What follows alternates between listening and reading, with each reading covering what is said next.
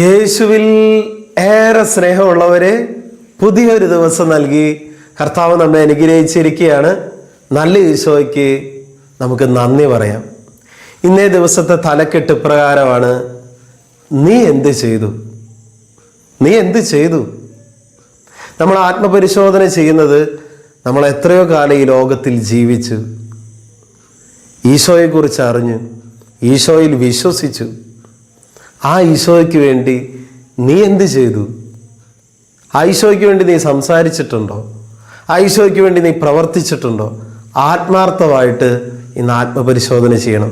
ഈ അടുത്ത് അച്ഛനൊരു പോസ്റ്റ് കണ്ടത് ഇപ്രകാരമാണ്: ഒരു ഭാഗത്ത് ഈശോയിൽ വിശ്വസിക്കുന്ന ജനം, അത് ഒത്തിരി പേരുണ്ട്, നമുക്ക് എണ്ണിത്തിട്ടപ്പെടുത്താൻ പറ്റില്ല, അത്രയും ആളുകളുണ്ട്. മറുഭാഗത്ത് ഈശോയ്ക്ക് വേണ്ടി പ്രവർത്തിക്കുന്ന വ്യക്തികൾ, ഈശോയെ അറിഞ്ഞു, ഈശോയിൽ വിശ്വസിച്ചു, ആ ഈശോയ്ക്ക് വേണ്ടി പ്രവർത്തിക്കുന്നവർ, അവരുടെ എണ്ണം വിരലിൽ എണ്ണാവുന്ന അത്രയും പേരുള്ളൂ. പ്രിയപ്പെട്ടവരെ, നമുക്കൊക്കെ ഈശോയുള്ള വിശ്വാസം കിട്ടിയിട്ടുണ്ട്. നിന്നെ എത്രയോ ദൈവം അനുഗ്രഹിച്ചു. ഈശോ എത്രയോ അപകടങ്ങളിൽ നിന്ന് നിന്നെ രക്ഷിച്ചു. ഈശോ അത്രയും നിന്നെ കരുതുന്നുണ്ട്, സ്നേഹിക്കുന്നുണ്ട്, കരുണ കാണിച്ചിട്ടുണ്ട്. ഈശോ അത്രയും നല്ലവനാണെന്ന് നീ രുചിച്ചറിഞ്ഞിട്ടുണ്ട്. ആ ഈശോയ്ക്ക് വേണ്ടി നീ എന്തെങ്കിലും സംസാരിച്ചിട്ടുണ്ടോ? ആ ഈശോയ്ക്ക് വേണ്ടി എന്തെങ്കിലും നീ പ്രവർത്തിച്ചിട്ടുണ്ടോ? നിന്റെ വാക്കിലൂടെയോ പെരുമാറ്റത്തിലൂടെയോ പ്രവർത്തികളിലൂടെയോ ആരെങ്കിലും ഈശോയെ സ്നേഹിക്കാൻ ഇടവന്നിട്ടുണ്ടോ? ഈശോയെ അനുഭവിക്കാൻ ഇടവന്നിട്ടുണ്ടോ?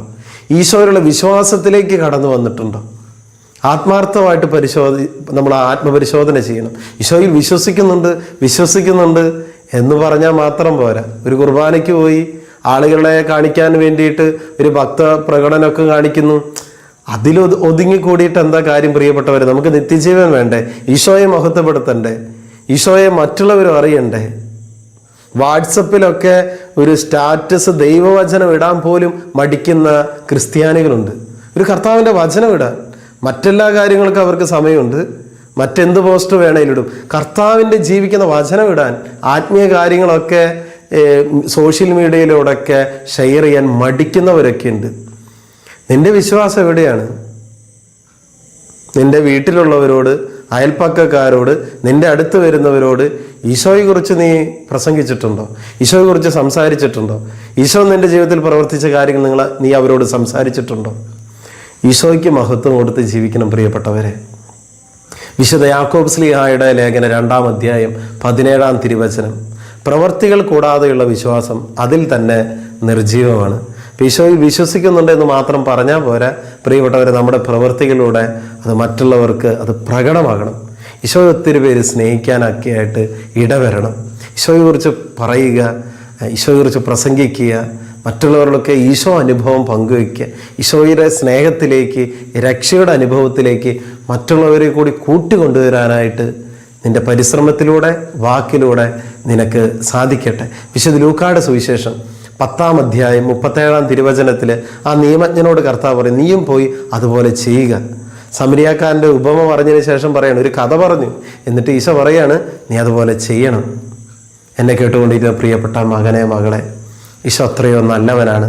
ഈശോയെ കുറിച്ച് നീ സംസാരിക്കണം, ഈശോയ്ക്ക് വേണ്ടി നീ പ്രവർത്തിക്കണം.